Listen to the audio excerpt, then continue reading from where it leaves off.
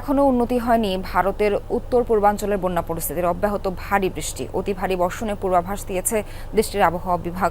৪৮ ঘন্টার লাগাতার বৃষ্টি, ভূমিধস আর বন্যা পরিস্থিতিতে প্রাণহানি বেড়ে দাঁড়িয়েছে ৩৪ জনে, যার মধ্যে অরুণাচল প্রদেশে ৯, আসামে ৮, মেঘালয়ে ৬ এবং মিজোরামে ৫ জনের মৃত্যু হয়েছে। সবচেয়ে খারাপ পরিস্থিতি আসাম ও মণিপুরে। দুর্যোগে ক্ষতিগ্রস্ত আসামের ১৯টি জেলা। বিপদসীমা ছাড়িয়েছে বরাক নদীর পানি। ডুবতে শুরু করেছে গুয়াহাটি, শিলচর ও শ্রীভূমির নতুন কয়েকটি এলাকা। মণিপুরের ইমফল থেকে উদ্ধার করা হয়েছে ৫০০-র বেশি বাসিন্দাকে। বাস্তুচ্যুত ৪,০০০ মানুষ। সেতু ও রাস্তা বিধ্বস্ত হওয়ায় উত্তর সিকিমে আটকা পড়েছেন প্রায় ১৪০০ পর্যটক। জরুরি বিভাগ, সেনাবাহিনীর পাশাপাশি উদ্ধার অভিযানে যোগ দিয়েছে ভারতের বিমান বাহিনী। এসব রাজ্যে আরও ১২টি ভূমিধসের খবর পাওয়া গেছে। শঙ্কা আরও বাড়তে পারে প্রাণহানি।